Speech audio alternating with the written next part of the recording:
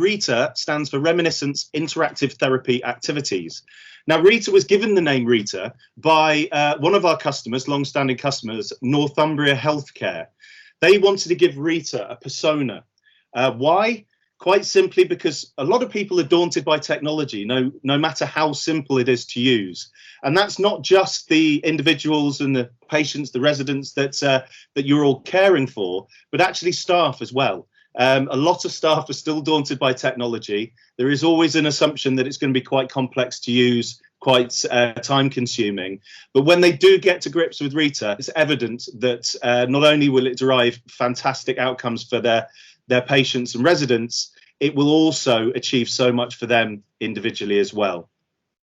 Something else I should mention is we do have a generic version of RITA, Rehabilitation and Interactive Therapy Activities. There's two variants of this technology. One is RITA Kids. So we've had RITA being used in A&E for many, many years. And on many occasions, it's been used by nurses and doctors, consultants in A&E to appropriately distract and stimulate younger children, particularly those with learning difficulties such as autism. We also have RITA ITU, which was introduced during COVID. This is a generic version of RITA that is predominantly there to support patients who are in ITU and are going through long-term rehab. So RITA is an all-in-one touchscreen solution, which offers digital reminiscence therapy. Now, it says there it's a relatively new tool in the fields of nursing and healthcare. Now, reminiscence isn't. Reminiscence has been around for quite some time, but digital reminiscence is fairly new. And we provide a digital platform to be able to provide digital reminiscence therapy and many other elements of content that can support individuals and the staff. It supports older people, particularly those with mental health issues, LD, brain injuries, and it's a means of supporting them, reducing their agitation, their isolation, depression, and delirium. So it encompasses the use of two user-friendly interactive touchscreens, one 24-inch monitor that comes with a trolley. The trolley can be wheeled around hospital wards and nursing homes. That tends to be used for group activities and social inclusion. We also have 10-inch tablets that get referred to by many customers as baby RITAs, and they tend to be used more for one-to-one activities, one-to-one care. Importantly, it does not require Wi-Fi or 4G to work. Now, 95+% of the content that you will be taken through today that's available in RITA does not require Wi-Fi or 4G to work. So you're not going to be presented with Wi-Fi outages and not being able to use it. As I said, 95% of the content is already preloaded. The overall content that you will see blends entertainment with therapy. I think we all know that entertainment itself is therapy, but there's a great deal more to RITA than just entertainment. That's a big part of it, as you will see, but there's a lot more to it. The other thing that I really wanted to mention that's very important is the person-centered care element of RITA. So I referred to baby RITA earlier on, the 10-inch tablet, and you can use the 10-inch tablet to create profiles for individual patients or residents. That profile allows you to personalize their profile to the individual. So whatever music that they like, whatever music that resonates, whatever images that resonate can be favorited. There is a note function where you can put a note to explain why that resonated with the individual, which is incredibly powerful, especially with continuity of care. So just going to the person-centered care side of things, I'll just give you a bit of an anecdote of how powerful this is. So there was one occasion when an elderly lady presented in Royal Liverpool Hospital in A&E, severely distressed, very agitated, shouting a lot and refusing any treatment. And my colleague happened to be in the A&E at that point in time with the lead dementia nurse. And they were going through RITA and doing a bit of onboarding and training. And they both turned around to each other and said, this is an ideal opportunity to see RITA in action. So what they did is they brought the large RITA over, didn't stick it right in front of this lady, But just to one side, they started to play some music from the music app, which I'll take you through shortly. The music app is very consultative. It's not just sticking music on and thinking that's going to do something. They knew the date of birth of this individual, and they knew that she would have been growing up in her late teens, mid-teens in the late 1940s. So what they did is they went into the app, they searched by decade for 1940s, and they started to go through a number of different tracks. And it wasn't until Boogie Boogie Bugle Boy by the Andrews Sisters was played that she turned around, quietened down almost immediately, and asked where the music was coming from. Where's that coming from? Who's playing that? And my colleague said, I do apologise. I didn't mean to disturb you. And she said, don't be silly. And then she started to explain why that meant so much to her. She started to explain that she used to dance with her husband in the dance hall in Lytham St Anne's in the late 1940s and 50s, and then started to proceed to talk about her life, about 30 minutes. And midway through that 30 minutes, one of the A&E nurses came over and said, look, we really must take your bloods and do the tests. And she almost flippantly turned around and went, yes, yes, love, don't worry, carry on, and carried on the conversation. She was out of A&E at 4 o'clock that afternoon. If you look at that on the flip side, and she wasn't appropriately distracted, and RITA wasn't brought in as an intervention, she could well have ended up having to go onto a ward, be put on medication to calm her. And, you know, dementia patients, sadly, they do spend a significant amount of time in hospital, and they are prone to falling. So worst case scenario, she could have been in for several weeks. She could have had a fall. You just need to think about the cost and the operational impact on that happening. So what's included within RITA? Everything is guided. You're not presented by hundreds of apps. You haven't got an iPad and you're expected to find content. You're expected to find Netflix. You're expected to find Spotify and log in and so on. Everything's there at your fingertips. One easy to use user interface. Now within that interface, we have communication support. We have Show Me Where It Hurts, which is at the top there.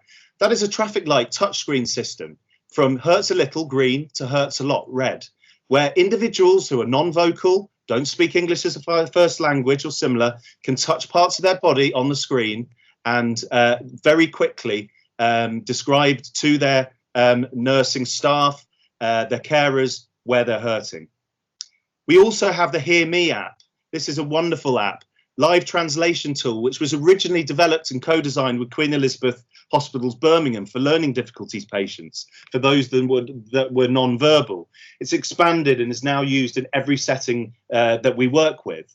And very quickly, you can be able to translate from one language to the other. There's 24 different languages. Finally, on that section, we have what I now class as standard, very standard communication capability. And this is your video calling, Zoom, Teams, Skype. Whichever one you use, you can access through RITA very easily. Now, I don't need to tell anyone how important that has been during COVID across every setting we work with. So I talked about the person-centered care profiling capability, the favoriting and the noting.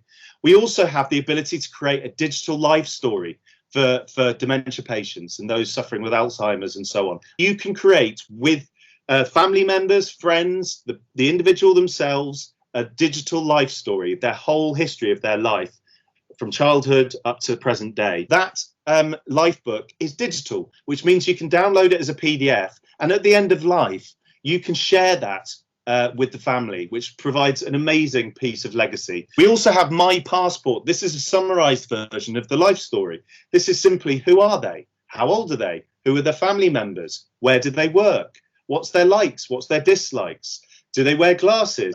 This is something that can be printed out, laminated, two sides, and handed over to ambulance services, other settings that resident or patient is going to go to. And their personality goes with them, not just their medical record. We've got sensory and relaxation content, probably one of the most basic functions within RITA, but one of the most powerful. Now, this sensory capability has visuals and relaxation music. This gets used for improvements in nutrition and hydration around meal times. I'm someone who suffers with anxiety, so I know firsthand when I'm anxious, my appetite is suppressed. It's the same for everyone else. So we're seeing care homes and facilities now using the sensory and relaxation content maybe an hour prior to meal times and during meal times. And we've seen nutrition and hydration rates increase. We see it being used for sleep therapy, one of the most obvious ways of using it. We've seen it being used for sundowning, when escalations of behaviour take place in the afternoons. Again, that's reduced safeguarding incidents at that time. And we've also got some amazing stories about it being used to prevent delirium, but also help to bring people out of the delirious state. We've got creative stimulation, we've got painting, drawing, greeting card maker, where you can work with residents and patients to create greeting cards with images, photos for the family at different parts of the year. We have My Garden, which is a digital garden. For those people who used to love gardening, they're not mobile anymore, you can build one digitally for them. And we also have a digital aquarium as well. We've got quizzes and game stimulation. We've got bingo, great for group activities and social inclusion. We've got simulation horse racing, simulation pig racing of all things, and karaoke, all great for social inclusion. Carnival type games, whack-a-mole, free kick, coconut shy, all on face value seem to be a nice to have, but actually it's quite far from the truth. This has all been guided content by our customers, and a lot of this content has been put in to support hand-eye coordination. Now we go into the reminiscence content. We've got photographic reminiscence, different categories, entertainment, pastimes, geography, decades. Every image has a note in there that's pre-populated to support staff that may be younger, that might not have a clue who that person is. That gives a talking point. They can start to talk to the resident, which will bring out communication. Again, that can be favorited. Click the star, favorite it, put a reason as to why it resonated with the individual. We've got TV and video reminiscence, sporting events, 1966 World Cup. Something to mention there, I'm a man with anecdotes, but the 1966 World Cup image there, that's obviously a clip. I won't mention the person's name, but similar situation to the lady in Royal Liverpool. A gentleman presented in A&E in Dudley, severely distressed, so a lot of shouting, and he wasn't allowing anyone to see to him. And they went through different content that they thought that might work for this gentleman, and got to the 1966 World Cup. And literally, immediately, change in demeanour, change in behaviour, quietened down, and started talking that he hadn't talked up to that point. And he started talking about his teammates, his squad member teammates.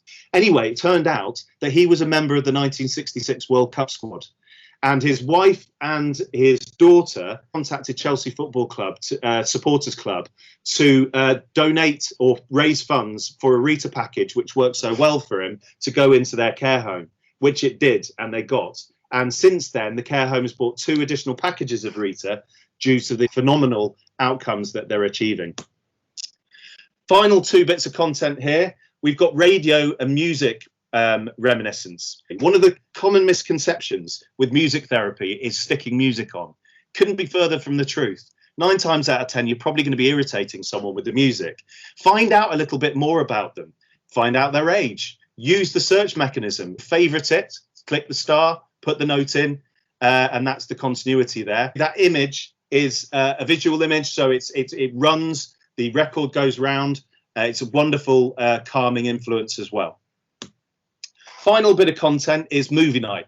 We have movies from action, Christmas movies, westerns. We have Welsh-speaking movies for our colleagues in Wales, and musicals are one of the most favourite pieces of content in the movie archive. So where is RITA used? Across every setting imaginable: acute, community, mental health, care and residential, LD homes, hospices, day centres, step-down units. So as you could probably tell so far, I've been focusing a lot on the primary purpose, the primary reason for investing and using RITA, and it's to improve and enhance the quality of life and well-being of your patients and residents. Now, what I'm going to show you here is the byproduct outcomes. And this is what really got me excited, because very rarely do you come across a solution that's primary purpose is to enhance quality of life and well-being. But the byproduct outcomes of deploying and using the technology appropriately is staggering. We've seen reduction in hospital admissions from care homes, evidenced and this is information we've been provided by customers. We've seen reduction in delayed transfers of care. We've seen reduction in length of stay. We've seen massive falls reduction between 36 up to a whopping 77%. That was North Cumbria hospitals. We're seeing reduction in specialing 1-to-1, elimination of 2-to-1 and 3-to-1. But importantly, the 1-to-1s that occur, the quality is improved tenfold. And the feedback we get from staff about what a difference having RITA as an intervention has had is brilliant in terms of their relationship with the patients and the residents, and safeguarding incidents have reduced as well. And again, I don't need to say 1-to-1s, agency 1-to-1s, they cost money. You only need to reduce a few of those a year, and again, you're getting your money back. Reduction in residents on higher rates of care. And we're starting to see organisations almost look at RITA from a prescription perspective. So before any decision is made at panel to increase a rate of care, they will adopt RITA and provide and prescribe it to the individual for a period of time, and they won't need to be put on the higher rate of care. And we all know that high rates of care usually end up with a transfer into a different facility because the existing one can't cope. Hello, my name's Katie Brickard and I'm the ward manager of Albert Ward at St Mary's Hospital. We've been working with the My Improvement Network system since November, which has been absolutely fantastic, and we've seen huge improvements into the delivery of care for patients. It has an array of games, there's music, videos, BBC clips, My Life Story collage, and a variety of activities to keep patients stimulated during the day, that actually they are sleeping during the night. We've seen a huge improvement in the stimulation of patients, and keeping them awake during the day has really helped in their sleep-awake cycle. We found that a lot of patients were getting up at night time because they've been asleep during the day, and this then puts them at high risk of falls, trying to get out of bed and up mobilising in the dark. We've actually reduced our falls by 50% in the last year, which is an incredible achievement. We've managed to improve the quality of the ward, and we've taken it from a white standard to a gold standard with our ward accreditation programme in the Trust, which is an absolutely fantastic achievement for the patients and the staff. We had seen RITA being used in the acute hospital, and part of our quality monitoring when we go around the homes, we identified there was a lack of activities going on within the homes.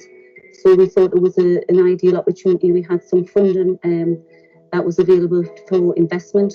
So we decided that we would invest in buying a RITA system for each of our care homes. All of our homes have been using RITA really well. We've had great success. There's been some homes have identified reductions in falls. Some have been doing a little bit more meaningful activities with the residents. Families have been involved, so that the activities that's been going on within the homes now are more personal centred and a more meaningful activity that the residents are receiving. I would recommend to other CCGs and local authorities as part of their strategic vision for reducing hospital admissions, for reducing 1-to-1, and for reducing falls. Because I think at a strategic level we can help reduce some of these within the care homes.